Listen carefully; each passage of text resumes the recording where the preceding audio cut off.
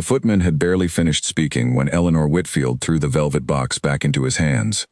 Every eye in the village hall turned toward her. Candles flickered along the frost-covered windows. Laughter died in mid-breath. Somewhere near the punch table, a spoon clattered against a bowl and no one moved to pick it up. "Take it back," Eleanor said, her voice steady even as her heart pounded against her ribs. "I want nothing from him." The footman, a thin man with nervous eyes, glanced around at the crowd of villagers who had gathered for the Christmas assembly.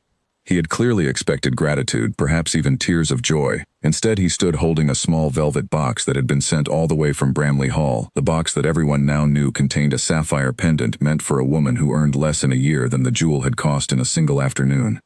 "Miss Whitfield," the footman tried again, lowering his voice as though that might change her answer. His Grace was most particular. He said the gift was not to be refused. "Then His Grace will have to be disappointed," Eleanor answered. She turned before he could argue further and walked toward the far end of the hall, where the elderly Dowager Countess of Marsh sat wrapped in furs, watching the entire scene with an expression that could curdle milk. "You have humiliated me," the Dowager hissed the moment Eleanor reached her side. "A duke sends a gift to my companion, in front of the whole village, and you throw it back at his servant like a fishwife." "I did not ask for the gift," Eleanor said quietly. "I did not ask for any of this.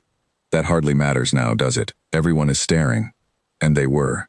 Eleanor could feel the weight of 100 eyes pressing against her back as she helped the Dowager rise from her chair and guided her toward the waiting carriage outside. The cold air bit at her cheeks as they stepped into the night, and behind her she could still hear the murmur of voices, already twisting the moment into gossip that would spread through the village by morning. By the time the carriage rattled onto the frozen road toward Marsh House, Eleanor had begun to shake, though not from the cold. She had known Julian Ashford, the Duke of Bramley, for exactly one evening 3 weeks earlier, and that evening had not been an evening at all in the way anyone would expect. There had been no ballroom, no introduction, no polite exchange of names over tea. There had been a runaway carriage, a screaming child, and a stretch of icy road just outside the village, where the wheels of the ducal carriage had lost their grip. Eleanor had been walking home from the church that evening, her arms full of mending she had promised to return to old Mrs. Adley, when she heard the shouting. She had dropped everything and run toward the sound without thinking, the way she always did when something needed doing. The Duke's young sister, a girl no older than 8, had been thrown from the carriage as it tipped, and she lay dangerously close to the edge of a frozen ditch, while the horses screamed and thrashed only feet away. Eleanor had not stopped to consider the danger. She had pulled the girl free just as one of the horses kicked backward, missing them both by inches, and then she had carried the child up the bank to safety, wrapping her own shawl around the girl's shivering shoulders. She had not waited to be thanked. The moment she saw grooms and servants running toward them with lanterns, she had slipped away into the darkness, unwilling to be caught up in the fuss of a duke's household, unwilling to be looked at, questioned, or paraded before people who would only wonder what a vicar's daughter working as a paid companion was doing out on the road so late at night. She had told no one, not the Dowager, not the servants at Marsh House, not even her closest friend in the village. She had assumed the matter closed, a private kindness that belonged to her alone. Apparently the Duke of Bramley did not agree. It had taken him 3 weeks to discover her name, though Eleanor did not yet know how he had managed it. Perhaps a groom had glimpsed her face in the lantern light. Perhaps the girl herself had described her rescuer well enough for someone in the village to guess. However it had happened, the result was the same. A duke's footman standing in the middle of a Christmas assembly, holding out a sapphire pendant as though it could settle a debt Eleanor had never intended to be paid. "You are trembling," the Dowager said from across the carriage, though her tone held more suspicion than concern. "What exactly did you do to earn a duke's gratitude, Miss Whitfield?" "Nothing worth mentioning," Eleanor said. "Everything is worth mentioning when it involves a duke." Eleanor said nothing further. She stared out the frosted window at the passing hedgerows, black against the moonlit snow, and tried to steady her breathing. She did not regret pulling the child from that ditch. She would do it again without hesitation. What she regretted was being seen, being named, being turned into a subject of gossip for something she had done quietly and without any wish for reward. She thought back to the moment itself, how the world had narrowed to nothing but the sound of the girl's cries and the thunder of frightened hooves against frozen earth.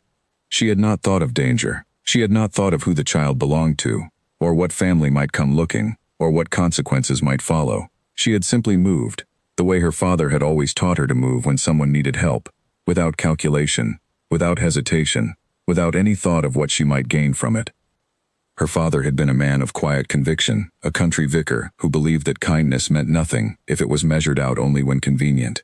He had died of a fever 3 winters past, leaving Eleanor with little more than his old sermons, a chest of well-worn books, and the memory of his voice, telling her that a good deed asked for nothing in return. She had carried that lesson with her every day since, through every insult the dowager offered, through every cold and lonely evening in her small room beneath the eaves. It was, perhaps, the only inheritance that had not run dry. She wondered, briefly, whether the Duke of Bramley had ever been taught the same lesson. Men of his rank were rarely taught that anything came without a price. They were taught instead that gratitude must be displayed, acknowledged, and rewarded, that a debt once incurred must be settled in full, preferably in a manner visible enough for the world to take note. A sapphire pendant delivered before an entire assembly was not the gesture of a man seeking quiet thanks. It was the gesture of a man who did not know how to let a debt go unpaid. Eleanor closed her eyes and let the rhythm of the carriage wheels lull her thoughts into something quieter. Whatever his reasons, she told herself, they were his own concern, not hers. She had done what needed doing on that icy road, and she wanted nothing more from it than the knowledge that a child was safe and warm in her bed tonight. She was, after all, a woman with very little standing of her own. Her father, a country vicar, had died 3 years earlier, leaving her with a small collection of books, a modest inheritance that had long since run dry, and no family willing to take her in beyond a distant cousin who barely acknowledged her letters. The position as companion to the Dowager Countess of Marsh had been the only respectable employment available to her, and even that came at the cost of daily insults, unreasonable demands, and a salary so small it barely covered her own mending supplies. A duke's attention, however kindly meant, could ruin what little security she had. Servants talked, villagers talked, and a companion rumored to have caught the eye of a duke was a companion who would soon find herself without a position at all, cast out under the pretense of impropriety by an employer eager to avoid scandal. Eleanor understood this with the clear, practical certainty of someone who had spent years learning exactly how little protection her position offered her. When the carriage finally reached Marsh House, she helped the dowager inside, endured another round of sharp remarks about her behavior at the assembly, and retreated to her small room beneath the eaves only once the old woman was settled for the night. She sat on the edge of her narrow bed for a long while, staring at her hands in the candlelight. They were rough from years of mending and scrubbing, nothing like the soft, gloved hands of the ladies she had glimpsed at the assembly. She thought of the sapphire pendant, the way it had caught the candlelight before she pushed it away, and felt no regret at all. What she did feel, though she would not have admitted it aloud, was curiosity, not about the jewel, but about the man who had sent it.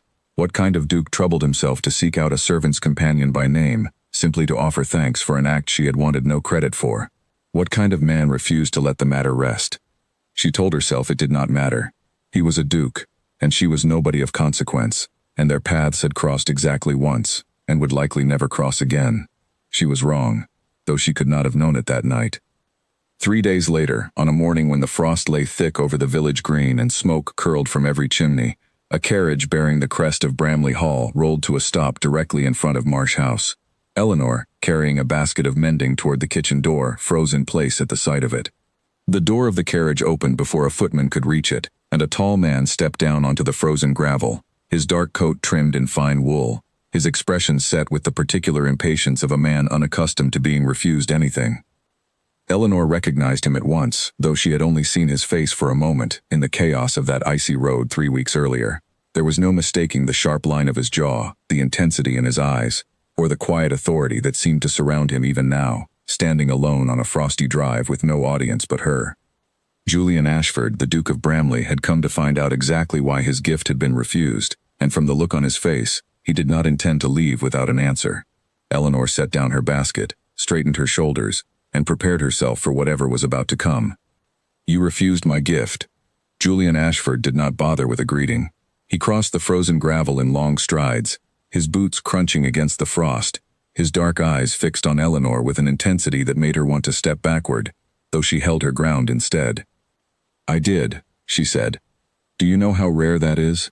Do you have any idea how many people in this county would give a great deal to receive far less than what I offered you?" "I imagine a great many," Eleanor said. "You are welcome to give it to one of them." For a moment, the Duke of Bramley looked as though she had struck him.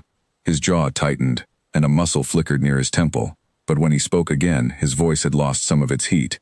replaced by something closer to genuine confusion. "You saved my sister's life," he said. "You pulled her from beneath a carriage that could have crushed her, and then you vanished into the night as though you had done nothing at all. I spent 3 weeks trying to learn your name, Miss Whitfield. 3 weeks, and when I finally send something to show my gratitude, you throw it back at my footmen in front of the entire village." Eleanor felt her cheeks warm despite the cold morning air. She had not expected him to speak of it so plainly, and certainly not here, on the open drive of Marsh House, where any servant passing a window might overhear. "I did what anyone would have done," she said. "I did not do it for a reward, Your Grace, and I have no wish to be paraded before the village as though I performed some great and noble act. I am a companion. I mend linens and read to a woman who finds fault in every word I speak.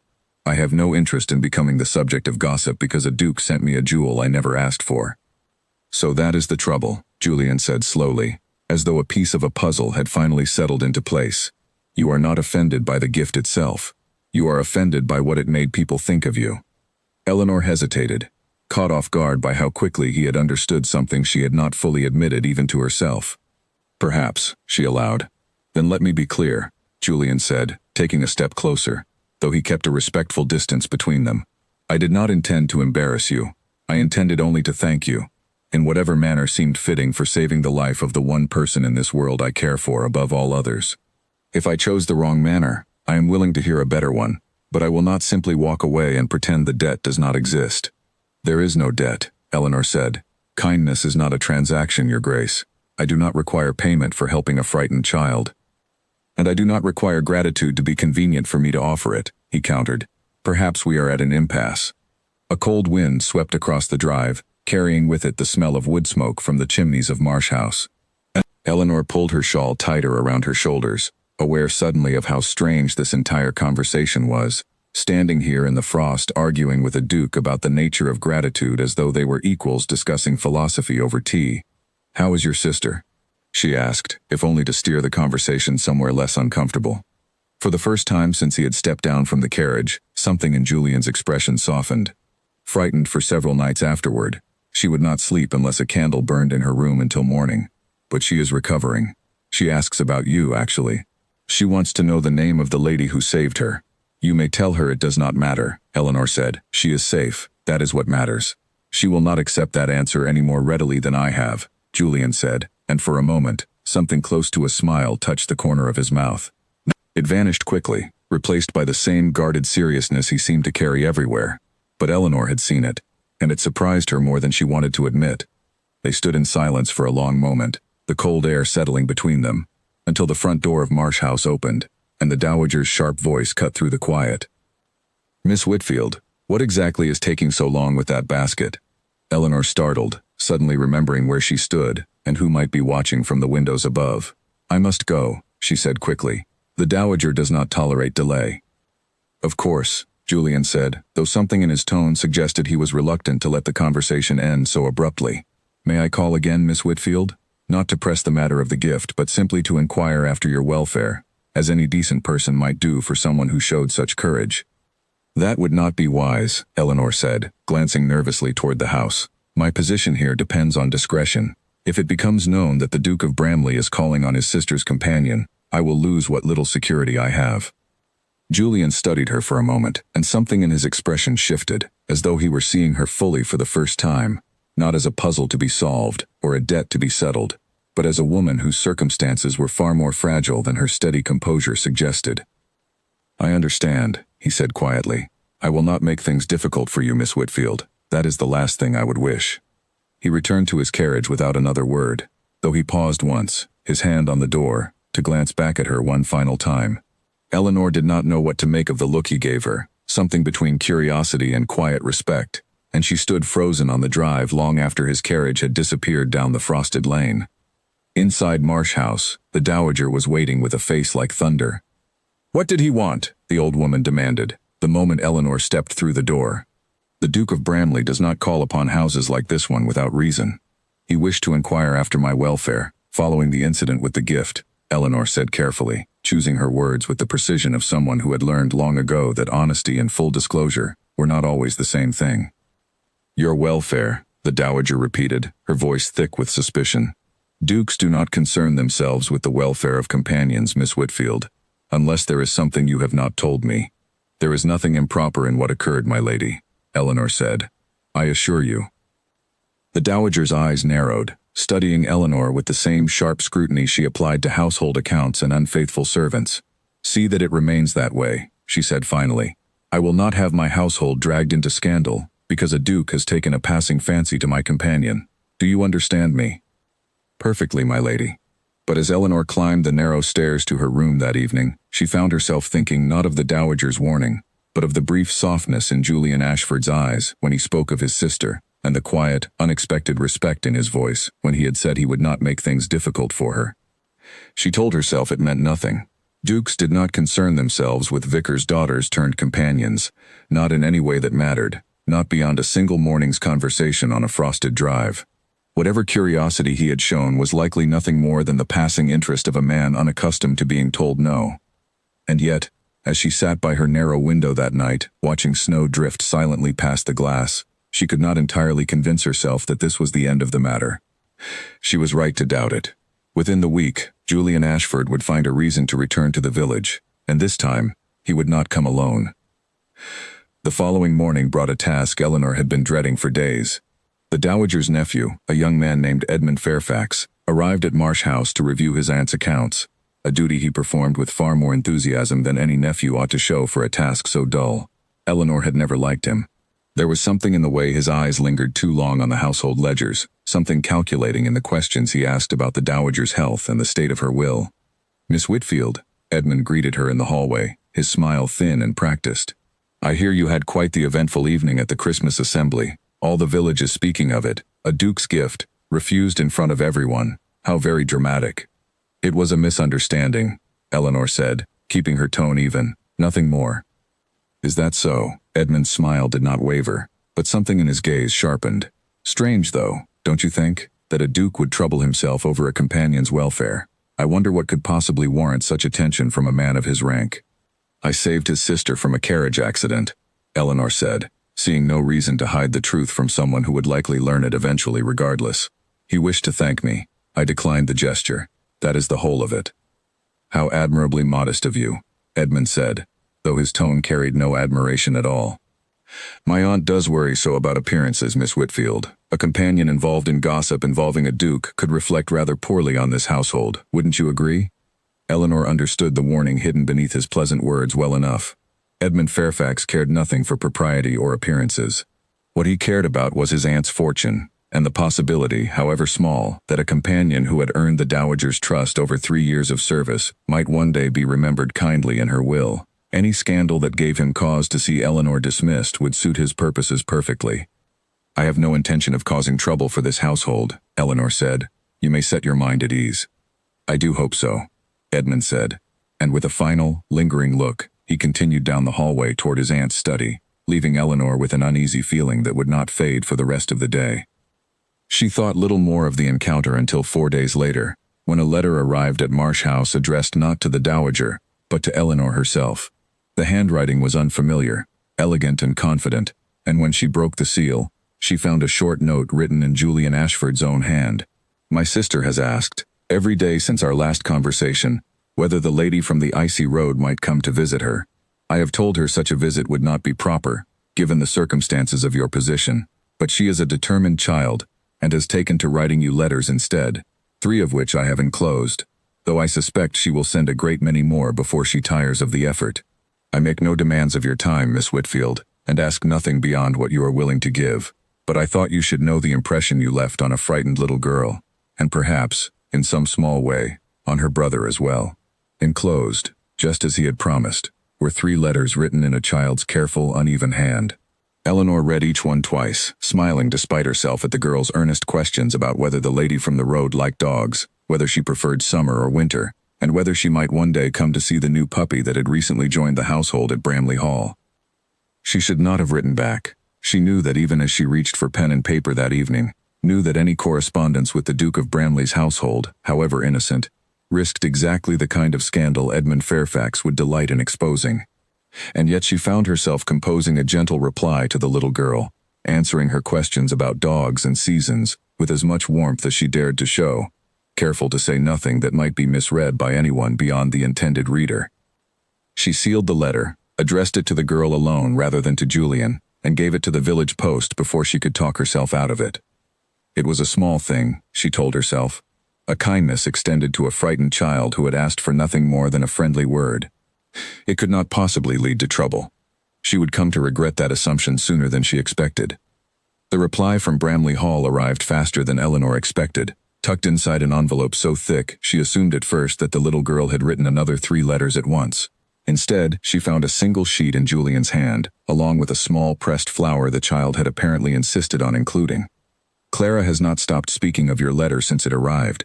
She has read it aloud to the new puppy no fewer than 6 times, convinced the animal shares her fascination with your opinion on winter versus summer. I confess I found myself smiling more than once while she recited it.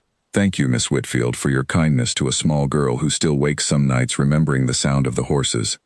Eleanor read the note twice before folding it carefully and tucking it into the drawer of her writing desk, beside the 2 letters that had come before it. She told herself this was simply an act of charity toward a frightened child, nothing more, and yet she found herself thinking of Julian's words far more often than she cared to admit, particularly the small, unguarded honesty in his mention of his own smile. Over the following 2 weeks, a quiet rhythm developed, one Eleanor did not fully acknowledge even to herself. Letters arrived from Clara, always accompanied by a brief note from her brother, and Eleanor replied to each in turn, careful to keep her responses warm but proper, mindful always of Edmund Fairfax's sharp eyes and the dowager's constant suspicion. It was not only letters, though.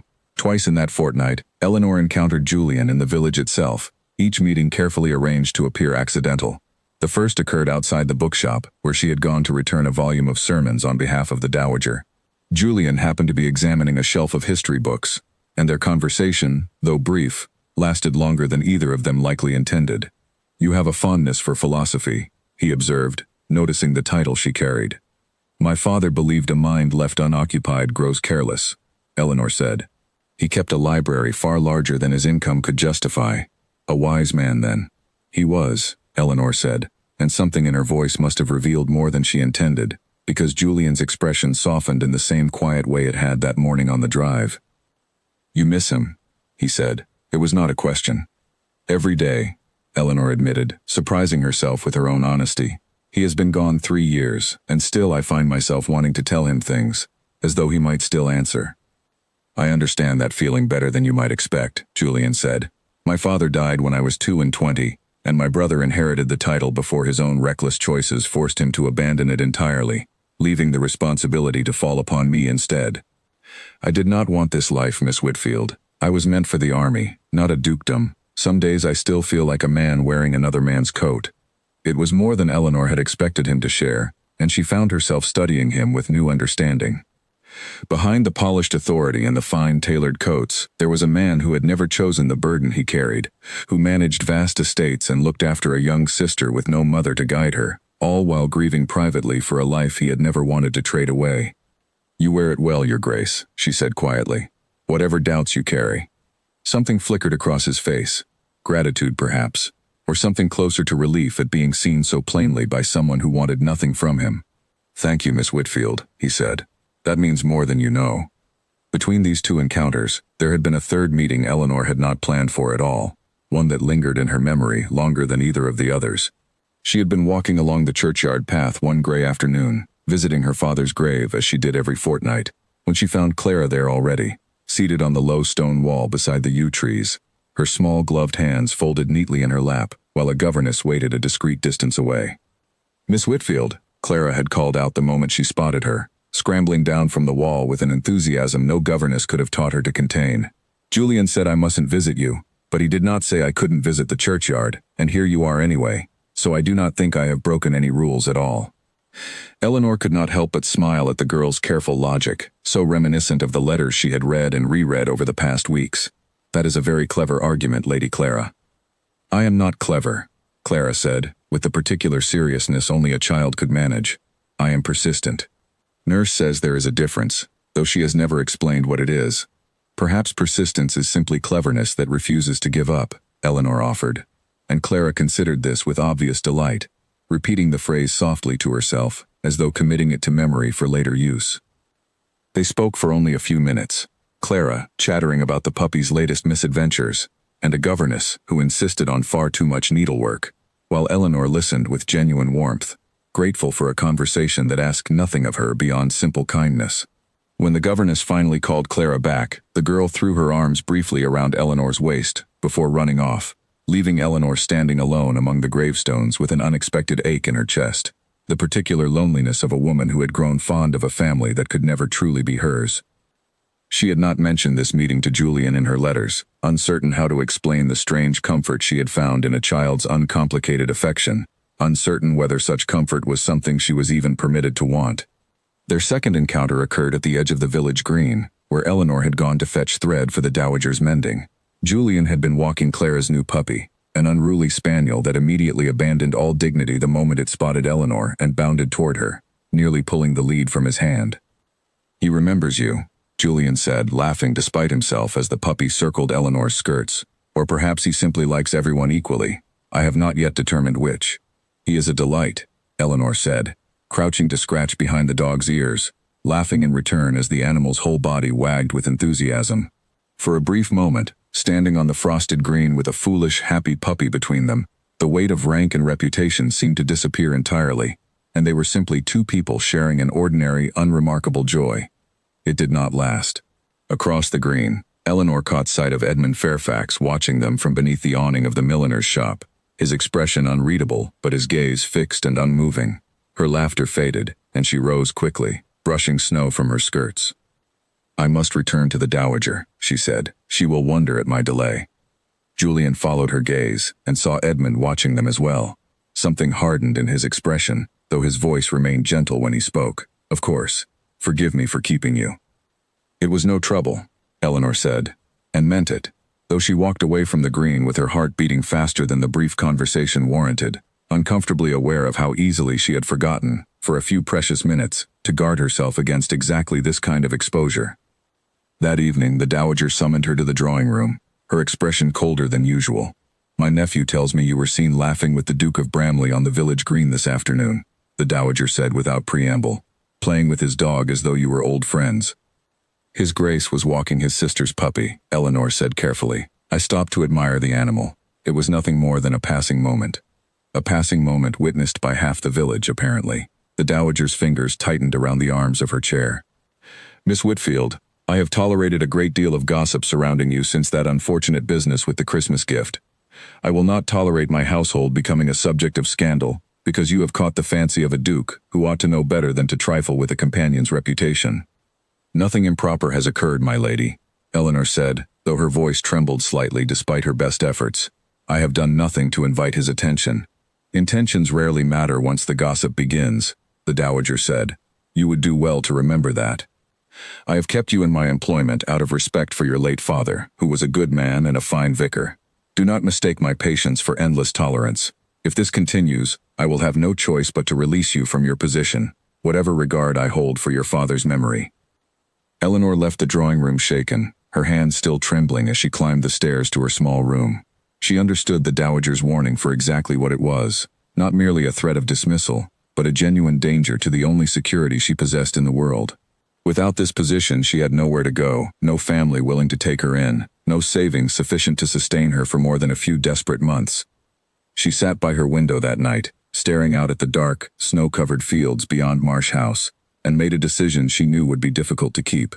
She would write to Clara one final time, a gentle letter explaining that further correspondence would not be possible, and she would avoid any further encounters with Julian Ashford, however innocent they might seem.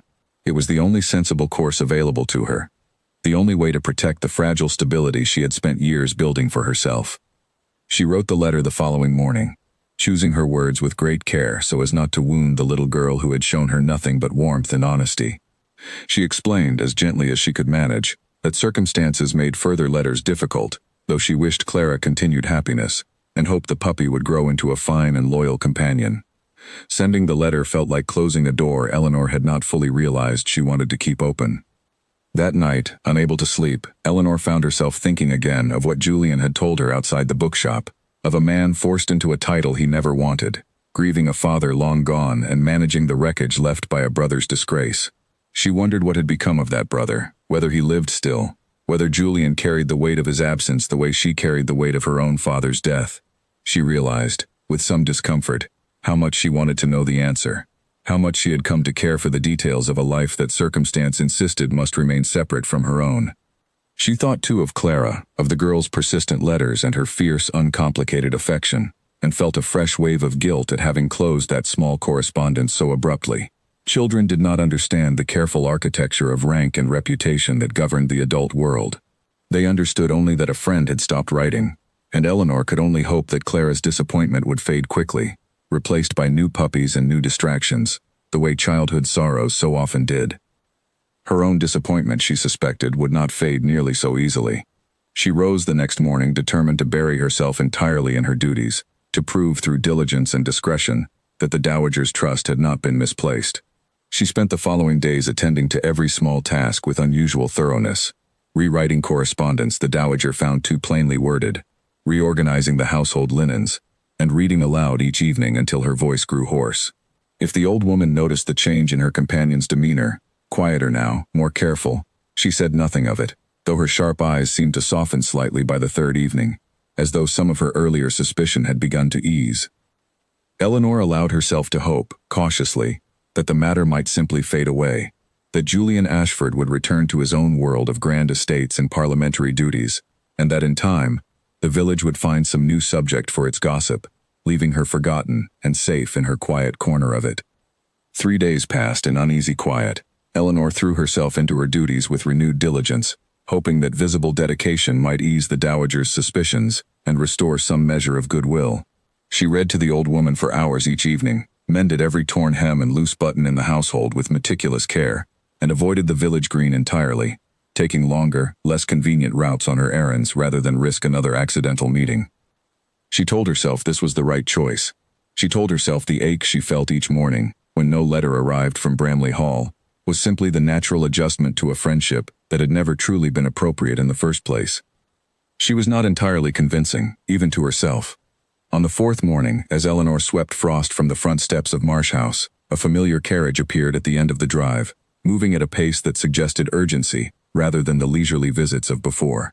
Eleanor's breath caught as she recognized the crest upon its door, and her heart sank with the certainty that whatever had prompted Julian Ashford to arrive so suddenly, it would not be a simple social call. The carriage stopped, and Julian stepped down without waiting for the footman to lower the step properly, his expression tight with something Eleanor could not immediately name. Urgency, perhaps, or worry, or a controlled kind of anger that made her set down her broom and straighten instinctively, bracing herself for whatever news he carried. "Miss Whitfield," he said, his voice low and serious, "I must speak with you. Something has happened, and I fear it concerns you directly." Behind him, Eleanor noticed Edmund Fairfax's own carriage pulling away from the far side of Marsh House, having apparently just departed on some errand of his own. A cold, uneasy feeling settled in her chest as she watched it disappear down the lane, though she could not yet say why the sight troubled her so deeply. "Please," Eleanor said, her voice barely steady, "tell me plainly, Your Grace. What has happened?" Julian glanced once more toward the departing carriage, his jaw tight, before turning his full attention back to her. "Mr. Fairfax has been in the county town these past 3 days. Making inquiries I do not believe were meant kindly. My steward's cousin works at the coaching inn there and sent word this morning that a gentleman matching Fairfax's description has been asking questions about your family, your father's final years, and whether any letters exist between yourself and my household. He has also, apparently, been speaking to a printer about a matter he would not fully explain." Eleanor felt the color drain from her face. "A printer. I do not yet know what he intends," Julian said, "but I did not think it wise to wait and discover his purpose only after it had already caused harm. I came the moment I heard."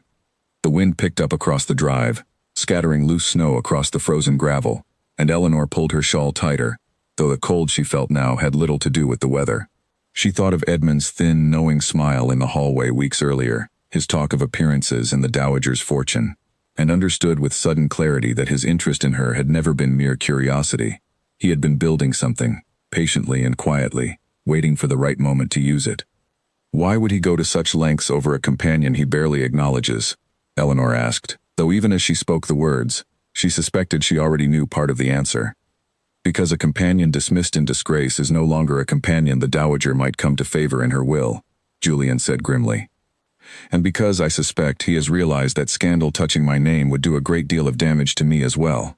Damage a man like Fairfax might find useful in ways I have not yet uncovered. Eleanor closed her eyes briefly, steadying herself against the fear rising in her chest. She had spent 3 years building the fragile, careful life she now possessed, and she understood, standing there on the frozen drive, that Edmund Fairfax intended to unravel it entirely, and that whatever he had set in motion in the county town was likely already beyond her power to stop. She would understand soon enough exactly how far he intended to go. What Edmund Fairfax had set in motion during his recent travels to the county town would, within days, threaten to destroy everything Eleanor had worked so carefully to protect.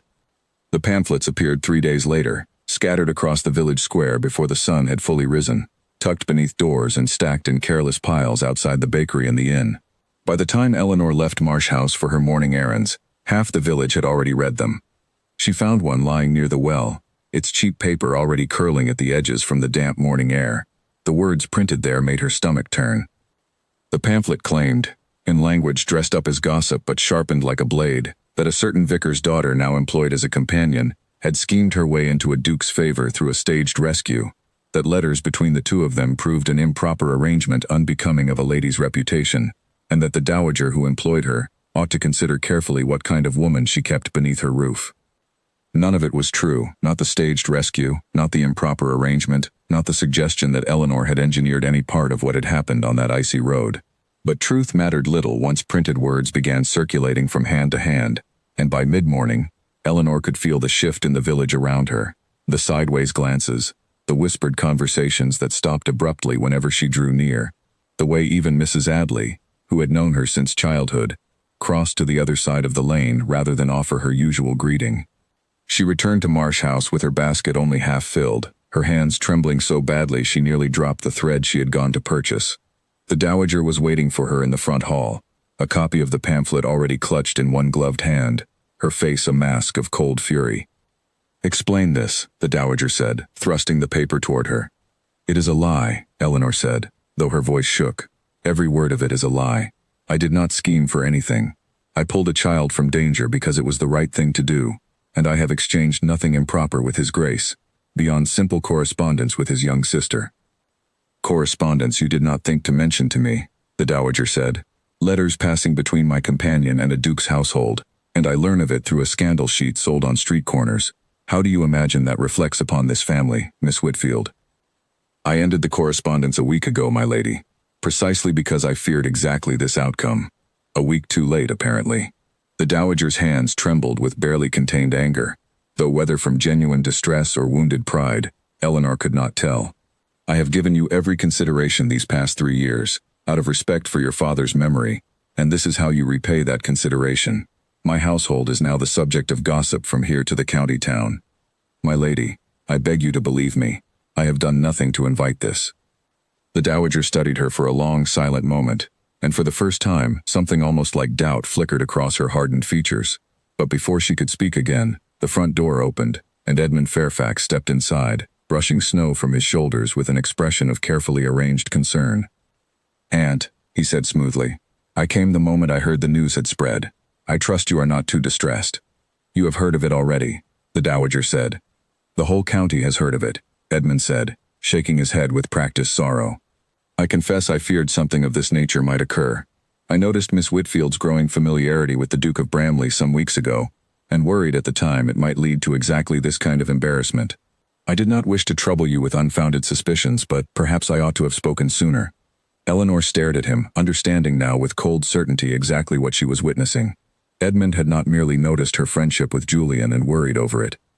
He had manufactured this entire disaster, hired a printer, spread rumors through the county town, and now stood before his aunt performing the role of a concerned nephew who had seen the trouble coming all along, positioning himself as the reasonable voice amid a scandal of his own creation. "You did this," Eleanor said quietly, before she could stop herself. Edmund's eyes flicked toward her, cold beneath his practiced smile. "I beg your pardon, Miss Whitfield. You went to the county town. You spoke to a printer. This pamphlet did not appear from nowhere." "That is a remarkable accusation," Edmund said, his voice smooth and unbothered, though something dangerous flickered behind his eyes. "I wonder, Aunt, whether a companion caught in scandal might resort to wild accusations against innocent family members in an attempt to distract from her own misconduct.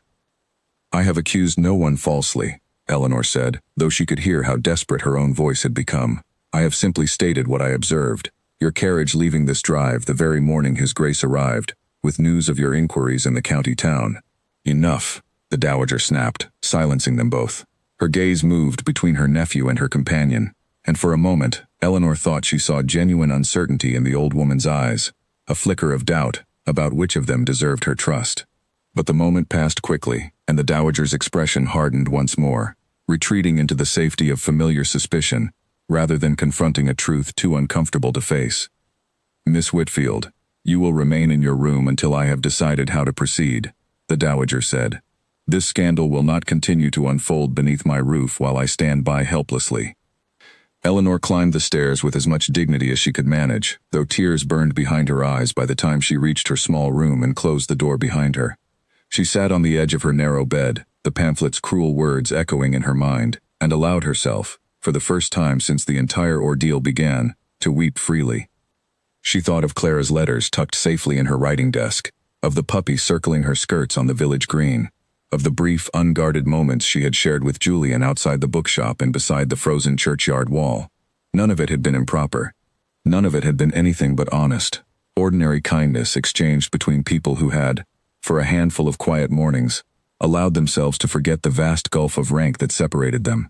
And yet all of it now stood twisted into something ugly and false, printed on cheap paper and passed from hand to hand, until the truth had been buried entirely beneath rumor. She thought too of her father, and what he would have said had he lived to see his daughter's name dragged through such filth. He had taught her that a good name, once tarnished, was among the hardest things in the world to restore, harder even than an empty purse or a lost position. She had guarded her reputation carefully for 3 long years, through every insult the dowager offered and every lonely evening spent alone in this small room. And now, through no fault of her own, that careful guardianship seemed to be unraveling in a matter of days. She did not know how long she sat there before the sound of raised voices reached her from below, growing louder and more urgent with each passing moment. She rose and crept to the top of the stairs, straining to hear. "Cannot simply appear at my door making demands, Your Grace, whatever your rank," the dowager was saying, her voice tight with a mixture of deference and irritation. Eleanor's heart leapt. Julian had come. "I have come because a young woman under this roof is being blamed for a scandal she did not create." Julian's voice carried up the stairwell, steady and commanding, in a way Eleanor had not yet heard from him. "I have brought proof, my lady, that the pamphlet circulating through the village square was commissioned and paid for by your own nephew." A stunned silence followed, broken only by Edmund's sharp intake of breath. "That is an outrageous claim," Edmund said, though his voice had lost some of its earlier smoothness. "Is it?" Julian said. "I have here a signed statement from the printer in the county town, along with the receipt bearing your name and signature, Mr. Fairfax. It seems you were not quite so careful as you believed." Eleanor pressed a hand against her mouth, hardly daring to breathe as she listened to the confrontation unfolding below. "My lady," Julian continued, his voice softening slightly as he addressed the dowager directly, "I understand this is a great deal to absorb, but Miss Whitfield has done nothing to deserve the treatment she has received these past days. She saved my sister's life, refused any reward for doing so, and has conducted herself with nothing but honesty and discretion since. The scandal surrounding her was manufactured entirely by your nephew, for reasons I suspect have far more to do with your fortune than with any genuine concern for this household's reputation." The dowager said nothing for a long moment. When she finally spoke, her voice had lost its earlier certainty, replaced by something far more uncertain and, Eleanor thought, faintly ashamed. "Edmund," the dowager said slowly, "is this true?" "Aunt, you cannot possibly believe." "Is it true?" the dowager repeated, her voice sharper now, cutting through whatever excuse her nephew had been preparing. Eleanor did not hear Edmund's answer, if he gave one at all, because at that moment she found herself moving down the stairs without fully deciding to do so, drawn by a need to see the truth confirmed with her own eyes, rather than merely overhear it through a closed door. She reached the bottom of the stairs just in time to see Edmund's composure crack for only an instant, a flash of panic crossing his features before he mastered himself and turned the accusation aside with practiced ease. "A receipt bearing my name proves nothing," Edmund said, his voice regaining its smoothness even as sweat beaded faintly at his temple. Any clerk might scrawl a false name upon a piece of paper to settle a private grudge. Perhaps His Grace ought to consider why a printer would be so eager to accuse a gentleman of standing, when a coin or two could easily purchase such a statement from a man desperate for money. That is a convenient explanation, Julian said coldly, for a document written in your own hand, Mr. Fairfax, in ink that matches the very ledger you keep for your aunt's accounts. Coincidence, Edmund said, though the word came out thinner than he likely intended. The dowager stood between them, her face pale and drawn, torn visibly between the nephew she had known since childhood and the mounting evidence that suggested he had betrayed her trust in the most calculated way imaginable. I do not know what to believe, she said finally, her voice unsteady in a way Eleanor had never heard from her before. This is a great deal to absorb in a single afternoon. Aunt, surely you cannot give credence to the word of a duke's companion over your own family, Edmund said, though his confidence had visibly thinned. Whatever paper His Grace carries, it changes nothing of what the village already believes. The pamphlets have been read by half the county by now. Nothing His Grace says here today will erase that. It was, Eleanor realized with a sinking heart, the one true thing Edmund had said. Even if the dowager came to believe every word Julian had spoken, even if Edmund's guilt were proven beyond doubt within these walls, the damage done in the village square could not be undone by a private conversation in a drawing room. Whispers did not retreat simply because the truth eventually caught up to them. I will not decide anything hastily, the dowager said at last, drawing herself up with as much composure as she could muster. Edmund, you will remain here until I have examined this matter further. Your Grace, I thank you for bringing this to my attention, though I confess I do not yet know what to make of any of it.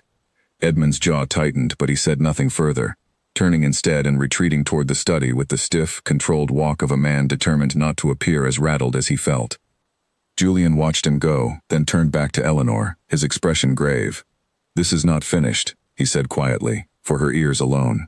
He will not simply accept exposure without a fight. I fear he may attempt something further before this is over. I fear the same, Eleanor admitted.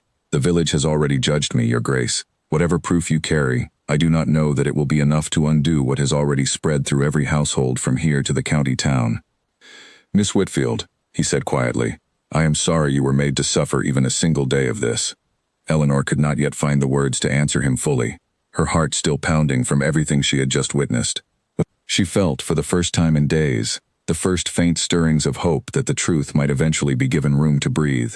And yet beneath that hope ran a colder, more painful certainty that whatever damage had already been done to her name might never be fully repaired, whatever proof Julian carried in his hand. 2 days after Julian's confrontation with Edmund Fairfax, Eleanor made her decision. She had spent those 2 days in a state of quiet dread, watching the dowager grow more withdrawn and uncertain, watching Edmund slip in and out of the house with an expression of controlled calculation that Eleanor did not trust for a single moment. The village, meanwhile, had shown no sign of forgetting the pamphlet's accusations. She had gone to the market on the second morning only to be met with the same averted eyes and hushed conversations as before, and old Mrs. Adley, usually so warm and familiar, had offered her nothing more than a stiff nod before hurrying away. It was not merely her own suffering that weighed on Eleanor, though that alone would have been difficult enough to bear. It was the knowledge that her presence in this village, her continued association with Julian Ashford, however innocent, had already begun to threaten the reputation of a man who had shown her nothing but decency. She had overheard enough whispered conversation to understand that some in the county now openly speculated about the Duke of Bramley's judgment, wondering aloud whether a man so easily entangled with scandal was fit to manage the responsibilities of his title. Julian had spent years, she suspected, trying to restore the good name his brother had damaged through recklessness, and now, because of her, that careful restoration risked unraveling all over again. She could not allow that to continue. She would not be the cause of a duke's ruin, whatever tenderness had grown between them these past weeks, whatever she might privately wish circumstances allowed. She made her decision that evening, alone in her small room, staring at the modest collection of belongings that constituted her entire life. It was not much, a few books inherited from her father, 2 changes of clothing, the small collection of letters she had received from Clara and Julian, which she now packed carefully at the bottom of her single worn trunk rather than leave behind for anyone to discover. She had a little money saved, not enough to sustain her indefinitely, but enough, she calculated, to reach her distant cousin in the north, a woman who had shown little warmth in her letters but who might, out of family obligation if nothing else, offer temporary shelter until Eleanor could secure some new position far from Marsh House and everything connected to it. She wrote 2 letters that night. The first was addressed to the Dowager, thanking her for 3 years of employment despite its difficulties, and explaining, without elaboration, that she believed it best for all concerned if she departed quietly, rather than remain a continued source of scandal for the household. The second letter, far more difficult to compose, was addressed to Clara. I am sorry to leave without saying goodbye properly, but I believe this is the kindest thing I can do, both for myself and for those I have come to care for. Please know that our friendship, brief as it was, meant more to me than you can possibly imagine. I hope you will grow into a woman as brave and persistent as you already are at 8 years old, and I hope, someday, you will understand why I could not stay to say farewell in person. She did not write to Julian at all. She told herself there was nothing appropriate she could say, no words that would not sound either like an accusation or an invitation, and so she left the matter entirely unaddressed, hoping he would understand her departure for what it was, an act of protection rather than abandonment. Before dawn the next morning, while the household still slept, Eleanor slipped out through the kitchen door, her trunk clutched awkwardly in both arms, and made her way through the frozen, silent streets toward the coaching inn at the edge of the village, where the early morning mail coach would soon depart for the north. The inn yard was quiet at this hour, lit only by a single lantern hanging beside the stable door, and Eleanor waited in the cold shadow of the building, her breath fogging in the frigid air, counting the minutes until the coach appeared. She had never felt so entirely alone, and yet beneath the fear and sorrow of leaving everything familiar behind, she felt also a strange, fierce pride in the decision she had made. Whatever happened next, she would not be the ruin of a good man's reputation, nor the pawn in Edmund Fairfax's calculated scheme. The coach arrived precisely on schedule, and Eleanor climbed aboard with 2 other passengers, an elderly clergyman and a young woman traveling with an infant, neither of whom paid her any particular attention. She settled into her seat, pulled her thin coat tighter around her shoulders, and watched through the frosted window as the familiar buildings of the village began to slide past. The church where her father had once preached, the bookshop where she had spoken with Julian about philosophy and grief, the village green where a foolish, happy puppy had once circled her skirts in the snow. Not cry, she had done enough of that already in the privacy of her room. She simply watched the village disappear behind her, and told herself, with as much conviction as she could summon, that she was doing the right thing. The coach made slow progress along roads still half frozen from the previous night's frost, and Eleanor found herself falling into the strange, suspended rhythm of travel, where time seemed to stretch and contract unpredictably. The young mother beside her spent much of the journey soothing her fretful infant, and the elderly clergyman occupied himself with a small prayer book, leaving Eleanor largely alone with her thoughts, which proved in the end far less comfortable company than either of her fellow passengers.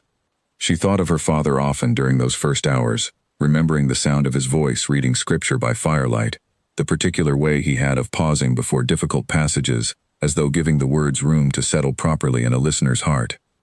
She wondered what he would have made of Julian Ashford, whether he would have seen past the title and the fine coat to the quietly burdened man beneath, or whether he would have counseled his daughter, as the Dowager so often had, to guard her heart carefully against attachments that could only end in heartbreak.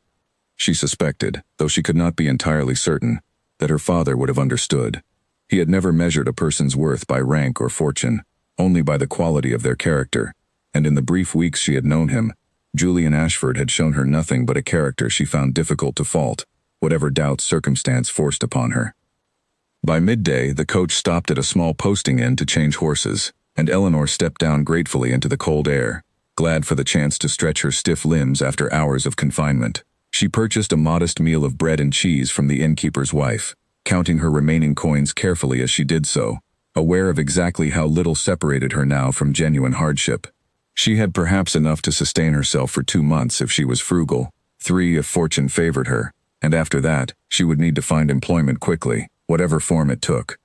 She tried not to think too far ahead.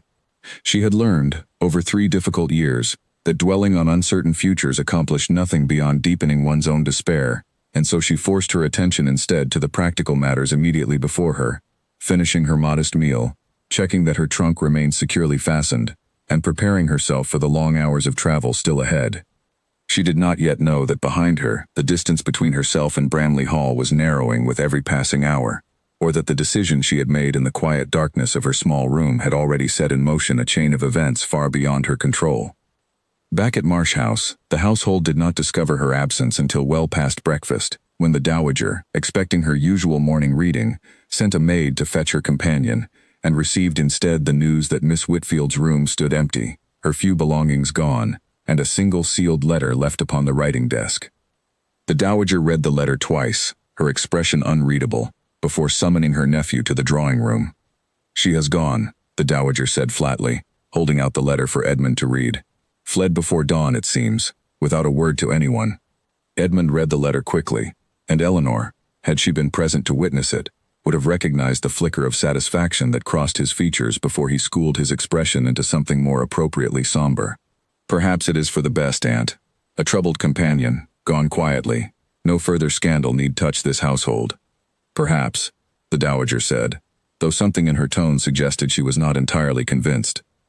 She sat for a long moment in silence, staring at the letter in her lap, and then, with a suddenness that surprised even herself, she rose and moved toward her writing desk. "Fetch the carriage, Edmund. I wish to speak with the Duke of Bramley." "Whatever for?" Edmund asked, his composure slipping slightly. "Because I find myself troubled by certain unanswered questions," the dowager said, "and I believe His Grace may possess information that would help me settle them, regarding both Miss Whitfield's character and yours." "You cannot mean to take his word over mine," Edmund said, his voice rising with something close to genuine alarm now, the first crack Eleanor's absence had produced in his usual composure. "Aunt, I have managed your household affairs faithfully for years. Would you truly cast aside that loyalty on the strength of a duke's accusations and a companion's convenient disappearance?" "I have not cast aside anything yet," the dowager said, fixing her nephew with a look far sharper than she had shown him in years. "But I find it curious, Edmund, that you seem far more troubled by my visit to Bramley Hall than by the disappearance of a young woman who served this household faithfully for 3 years. If you are as innocent as you claim, you have nothing to fear from my inquiries." Edmund said nothing further, though his silence carried its own particular weight, and the dowager, watching him closely, felt her earlier uncertainty harden into something far more resolute. She had spent decades reading the character of servants, suitors, and fortune-seekers alike, and something in her nephew's reaction told her, with growing certainty, that Julian Ashford's accusations had not been unfounded. Edmund's protests fell on deaf ears, and within the hour, the dowager's carriage rolled toward Bramley Hall, carrying with it a woman determined to finally uncover the truth she had allowed herself to avoid for far too long. At Bramley Hall, Julian received the news of Eleanor's disappearance with an expression that startled even his own household staff, a controlled fury that his sister's governess later described as more alarming than any temper the young duke had shown since assuming his title. "Gone where?" he demanded of the dowager, who had arrived unannounced and visibly shaken, a stark contrast to the cold composure she had shown him during their previous encounter. "North, I believe, to a cousin," the dowager said. The letter mentioned no specific destination, only that she believed her departure necessary to protect you and this household from further scandal. Julian's jaw tightened, and for a moment, he said nothing at all, staring at the letter the dowager had brought with her as though he might, through sheer force of will, extract some clue the words did not actually contain. "She left because of me," he said finally, quietly. "Because Edmund Fairfax's scheming made her believe her presence here was a danger to my reputation, and rather than fight to clear her own name, she chose instead to disappear entirely, sacrificing her own comfort and security to protect a man she owed nothing to." "It appears so," the dowager said. "I have come to tell you, Your Grace, that I believe I have wronged Miss Whitfield gravely. I allowed my nephew's manipulations to cloud my judgment, and I fear the consequences of that error may now prove difficult to undo." "They will not prove impossible," Julian said, already moving toward the door, calling for his own carriage to be readied with an urgency that sent servants scrambling through the halls. "I intend to find her, my lady, and I intend to bring the truth of Edmund Fairfax's deceit before every person in this county who has read a single word of that pamphlet. Miss Whitfield will not spend the rest of her life hiding from a scandal she did not create." "The mail coach departed this morning for the north," the dowager offered.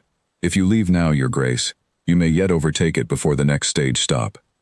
Julian did not wait to hear more. Within minutes, his own carriage thundered out of Bramley Hall's drive, horses pushed to a pace that made his coachman visibly uneasy, racing along the frozen roads in pursuit of a woman who had chosen to disappear, rather than let her presence cost him anything at all. He thought, as the countryside blurred past the carriage windows, of every moment they had shared since that first confrontation on the frosted drive of Marsh House, Her fierce refusal of his gift, her quiet honesty about her father, her laughter as a foolish spaniel puppy circled her skirts on the village green.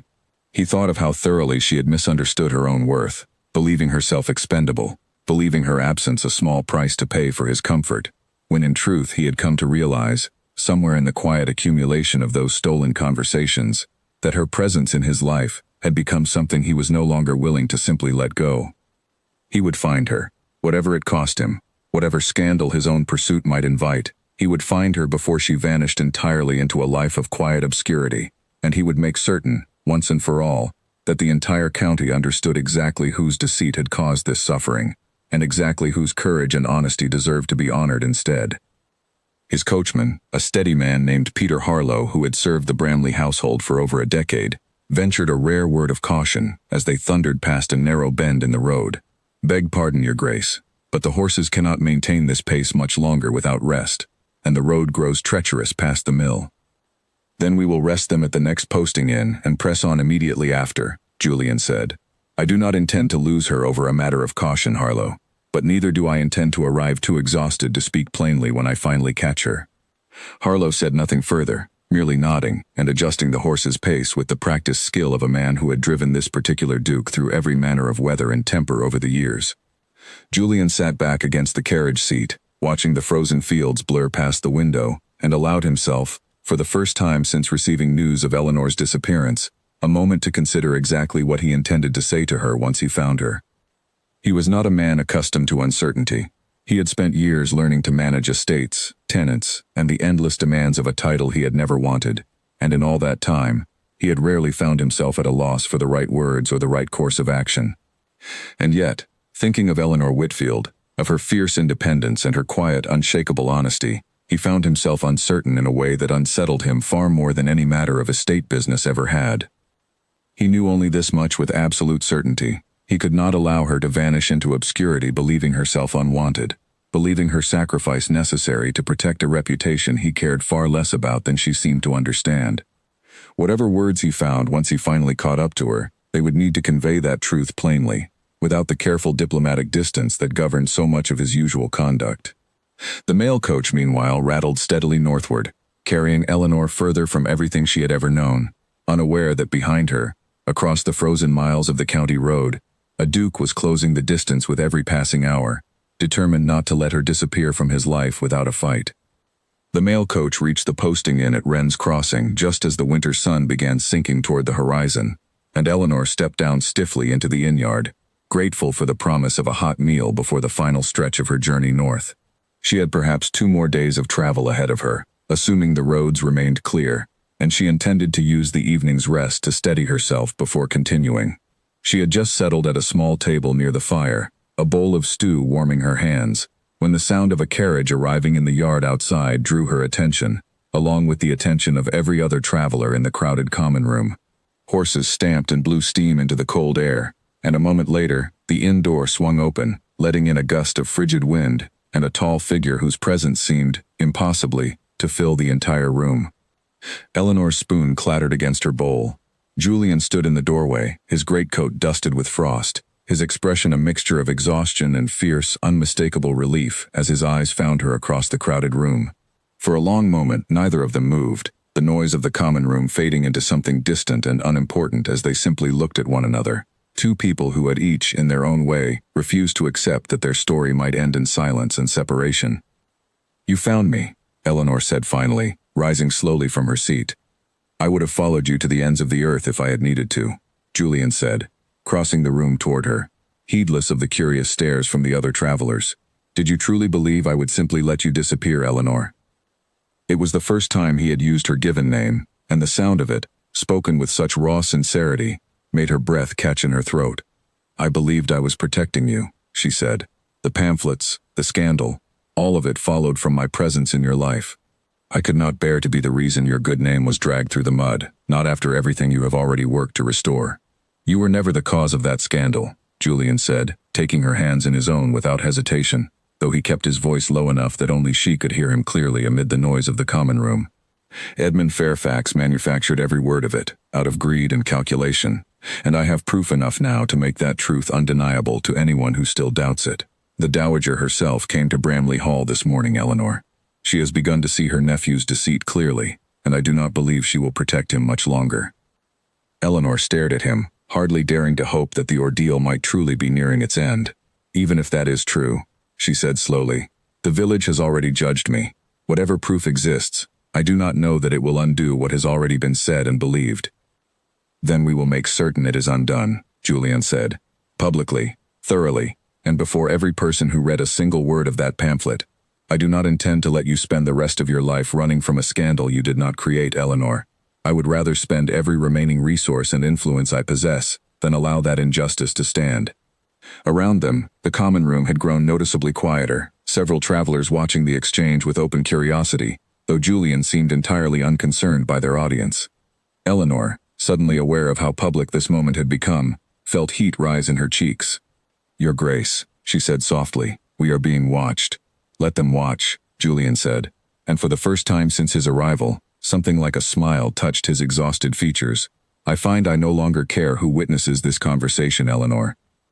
I have spent these past weeks pretending our friendship was nothing more than gratitude and quiet correspondence, when in truth, I have thought of you constantly since that first morning you refused my gift and stood your ground against a duke who had never once been told no.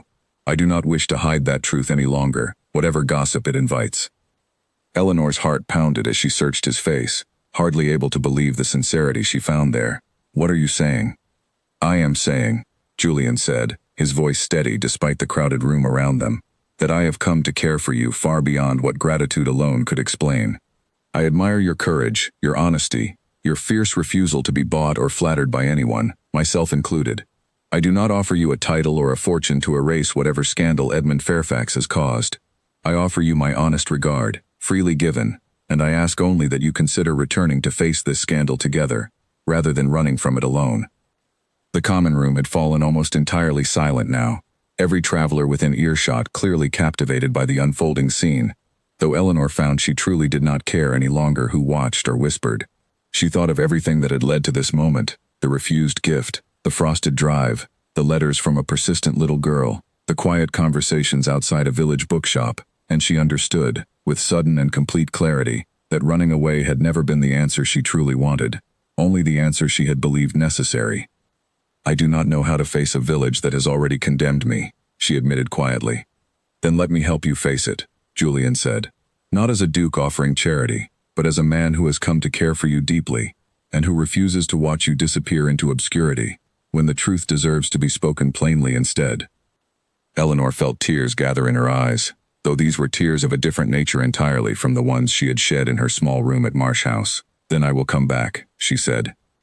Not because I am afraid to face what awaits me, but because I believe, for the first time in a very long while, that the truth might actually be given room to breathe. They spoke for a long while that evening in the quiet corner of the inn, once the curious travelers had gradually returned to their own meals and conversations. Julian told her everything that had happened since her departure, how the Dowager had arrived at Bramley Hall pale and shaken, how Edmund had tried, right up until the final confrontation, to maintain his innocence, only to finally break down and confess once his aunt produced a second piece of evidence Julian had not even known existed, a letter Edmund had foolishly written to the printer weeks earlier, outlining his full intentions in his own careless hand. He believed himself far too clever to be caught, Julian said, shaking his head. Men like Edmund Fairfax rarely imagine that their schemes might unravel through their own carelessness, rather than any brilliance on the part of those who oppose them. What will become of him now? Eleanor asked. The Dowager has disowned him entirely, Julian said. He will inherit nothing from her estate, and I suspect word of his conduct will follow him wherever he attempts to settle next. Whatever sympathy I might have once extended to a man in his position, I find I have none left for someone willing to destroy an innocent woman's reputation simply to protect his own inheritance. Eleanor considered this for a long moment, staring into the fire crackling in the hearth beside their table. I confess I feel no great satisfaction in his ruin, she said finally. I am relieved the truth has come out, but I take no pleasure in another person's downfall, however much he deserved the consequences of his own choices. That, Thorian said quietly, is precisely the kind of grace that convinced me, weeks ago, that you were a woman worth pursuing across half the county in the dead of winter. Eleanor felt her cheeks warm at his words, and for a while, they spoke of lighter things, of Clara's endless letters and the puppy's continued mischief, of Julian's early years dreaming of a military career before duty reshaped his future entirely, of Eleanor's father and the small country parish where she had spent her happiest years. It was, Eleanor realized somewhere in the midst of their conversation, the first truly unguarded conversation they had shared since that very first confrontation on the frosted drive of Marsh House, unburdened now by scandal, suspicion, or the careful distance rank had once demanded between them. They returned to the village 3 days later, the journey slower this time, unhurried, filled with conversation that neither of them seemed inclined to rush. When their carriage finally rolled into the village square, word of their arrival spread quickly, and by the time they stepped down onto the frozen cobblestones, a considerable crowd had gathered, drawn by curiosity and the persistent hum of gossip that had followed Eleanor's disappearance. Julian did not hesitate. He addressed the gathered crowd directly, his voice carrying clearly across the square, explaining in careful and unmistakable terms the full extent of Edmund Fairfax's deceit, the forged accusations, the manufactured pamphlet, and the true story of how Eleanor Whitfield had saved his sister's life and asked for nothing in return. He produced the printer's signed statement for all to see, along with a second letter the Dowager herself had provided, confirming that her nephew had confessed the full truth of his scheme, once confronted with evidence he could no longer deny. The Dowager, standing beside her carriage at the edge of the square, added her own voice to the account, confirming publicly that she had wronged her companion through hasty judgment and misplaced trust, and that Edmund Fairfax, upon full confession, had been disowned entirely and sent from Marsh House without a single penny of the inheritance he had schemed so carefully to secure. The crowd's murmurs shifted gradually from suspicion to something closer to sympathy, and by the time Julian finished speaking, several villagers, including a visibly regretful Mrs. Adley, approached Eleanor directly to offer quiet apologies for their earlier coldness. "I should have known better than to believe such wicked gossip," Mrs. Adley said, taking Eleanor's hands in her own weathered ones. "You have never been anything but kind to this village, my dear. I am ashamed of how quickly I turned away from you." "You believed what the whole village believed," Eleanor said gently. "I do not hold it against you." Other villagers followed, some offering quiet apologies, others simply nodding in acknowledgement of a wrong now righted. And Eleanor found herself surprised by how quickly the earlier coldness melted away once the truth stood plainly before them. It was, she thought, a small but valuable lesson in the fickle nature of gossip, how easily it could turn a village against one of its own, and how just as easily, once corrected, it could turn back again. She resolved quietly to remember the lesson, to extend more patience in the future to anyone else who might one day find themselves the unfair subject of a village's whispered judgment. The elderly clergyman who had once ministered alongside her father stepped forward as well, his weathered face creased with genuine warmth. "Your father would be very proud of you, Miss Whitfield," he said. "Not merely for the courage you showed on that icy road, but for the grace you have shown since, through circumstances that would have broken a lesser spirit entirely." Eleanor found herself unable to speak for a moment, moved more by those simple words than by anything else spoken that afternoon. Her father had been gone 3 years, and yet here, in this village square, surrounded by neighbors who had known him well, she felt his memory honored in a way that meant more to her than any grand declaration could have managed. As the crowd began to disperse, satisfied at last with a truth far more compelling than the rumor that had preceded it, Julian turned to Eleanor once more, reaching into his coat and withdrawing a small, familiar velvet box. "I believe this belongs to you," he said quietly, opening the box to reveal the sapphire pendant she had refused so many weeks earlier. "Though I offer it differently this time, not as payment for a debt, and not as a gesture meant to be witnessed and admired by an entire village. I offer it now simply as a promise, Eleanor, that whatever comes next, I intend to stand beside you honestly, without hidden motive or misplaced pride." Eleanor looked at the pendant, then at the man holding it, and felt the last of her carefully guarded reserve finally give way. "Then I accept it," she said softly, "not because I have changed my mind about accepting gifts I have not earned, but because I understand now that this was never truly about the jewel at all." Julian fastened the pendant gently around her neck, his fingers steady despite the crowd of onlookers still lingering at the edges of the square, and when he finally stepped back to look at her, the quiet joy in his expression needed no further words to explain itself. "Miss Whitfield," he said, "I find myself in need of asking a question I have wanted to ask for some time now, though I confess I do not know the proper way a duke ought to phrase such things to a woman who has already refused him once. Perhaps simply ask plainly, Eleanor said, smiling despite the tears still gathered in her eyes. I have always preferred honesty to formality. Then plainly, Julian said, will you do me the honor of becoming my wife, Eleanor?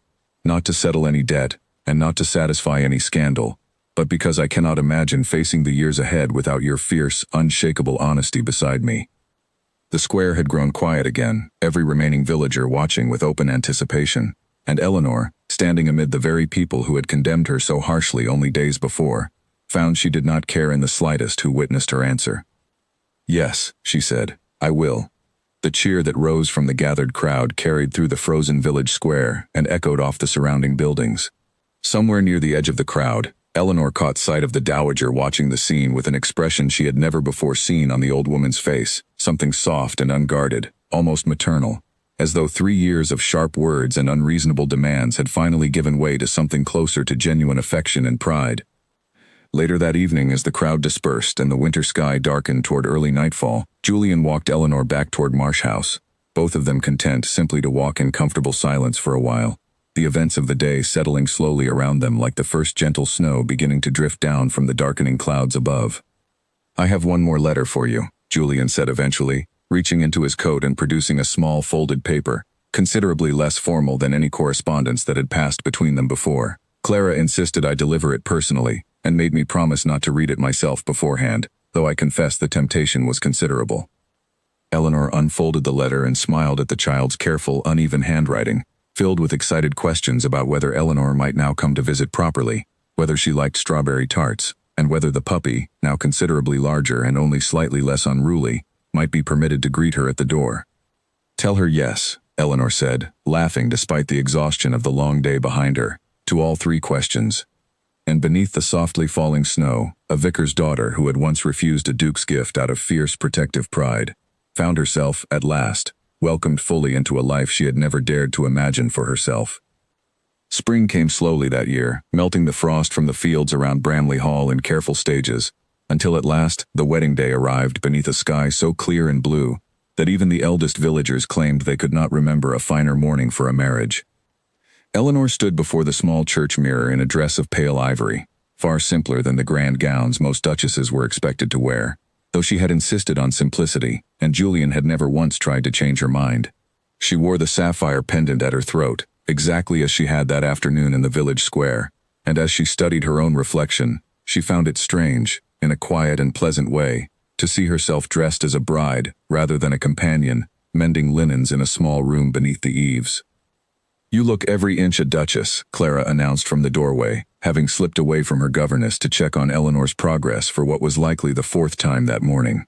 The girl had grown considerably since that first Christmas assembly, though her enthusiasm remained exactly as boundless as ever. The puppy wanted to come as well, but Julian said dogs are not permitted at weddings, which I think is a very unfair rule. Perhaps we shall make an exception for the wedding breakfast instead, Eleanor said, smiling at the girl in the mirror's reflection. I shall hold you to that promise, Clara said solemnly, before dissolving into giggles and hurrying back toward the church, leaving Eleanor alone once more with her thoughts.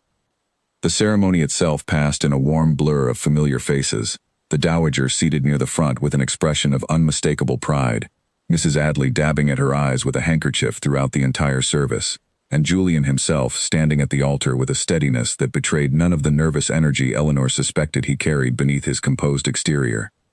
When she finally reached him, walking the short aisle on the arm of the elderly clergyman who had known her father so well, she felt none of the uncertainty that had once governed every interaction between herself and the Duke of Bramley. There was only a quiet, settled certainty that she had, after everything, found exactly where she belonged. The following months brought their own gentle adjustments.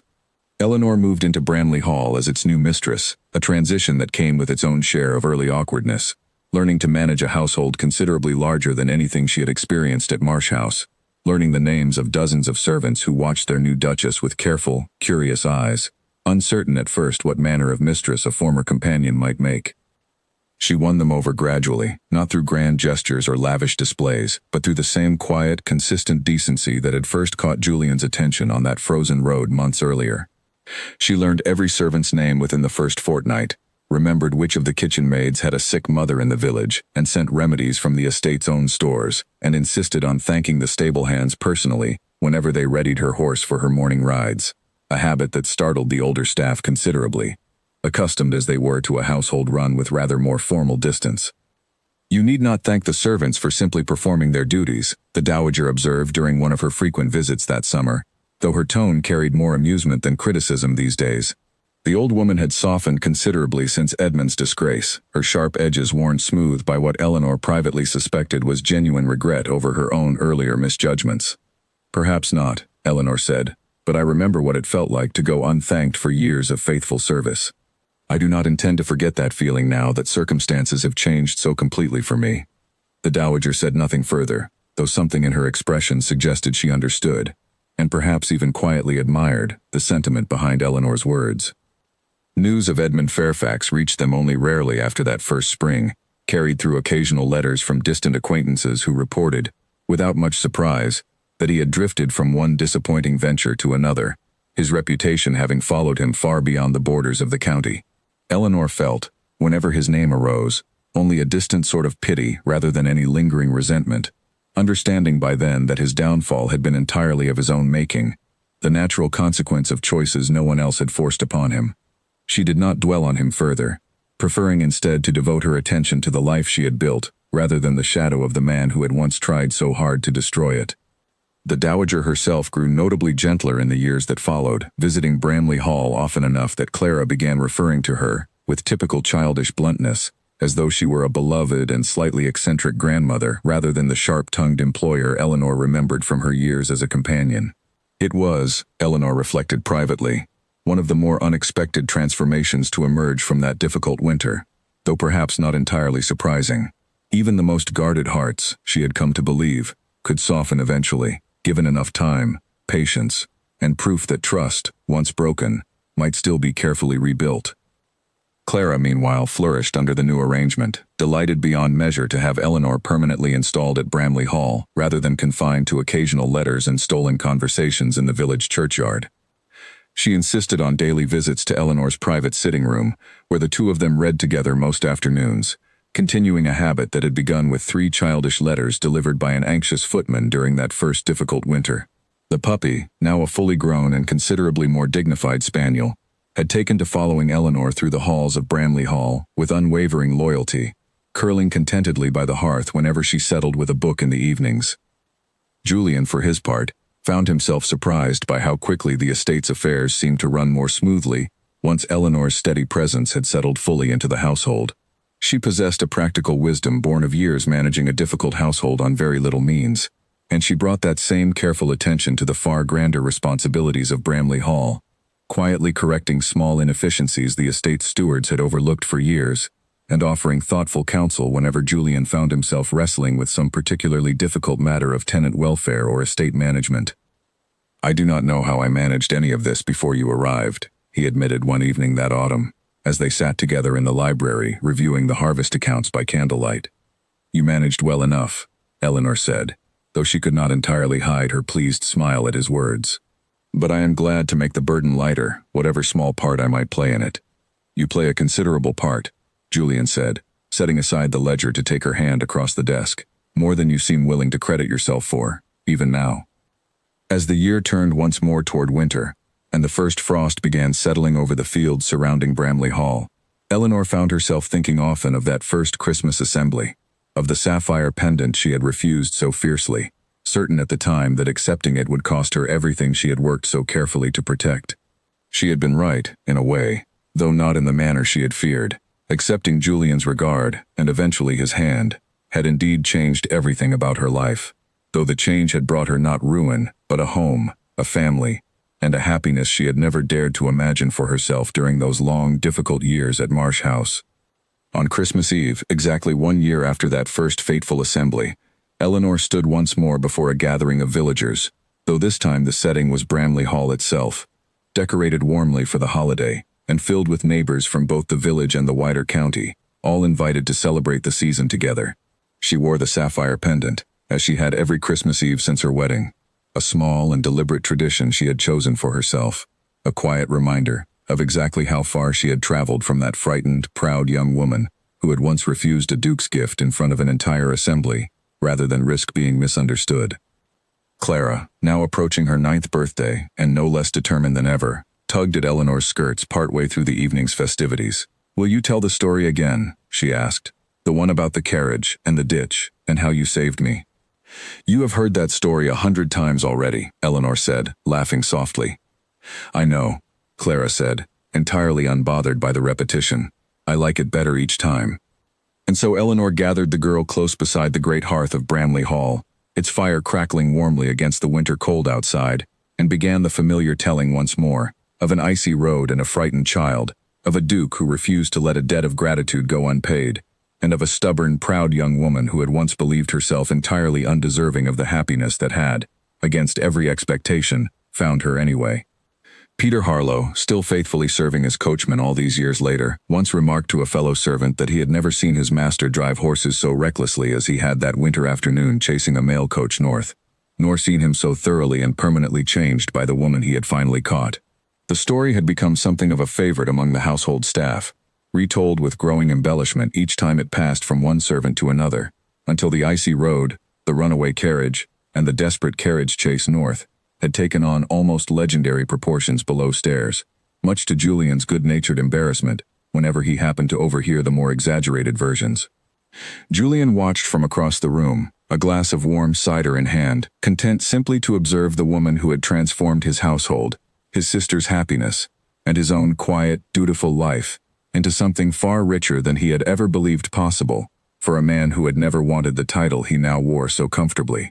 Whatever burden still awaited them in the years ahead, he found himself entirely at peace with the life they had built together, a life begun, improbably enough, with a single refused Christmas gift and a duke too stubborn to accept no for an answer. Outside, snow began to fall gently over Bramley Hall, settling quietly over the frozen fields and the distant village beyond, while inside, surrounded by family, friends, and the warm glow of firelight, Eleanor Ashford, once merely Eleanor Whitfield of no particular consequence, finished her story to Clara's delighted applause, and allowed herself, fully and without reservation, to simply be happy.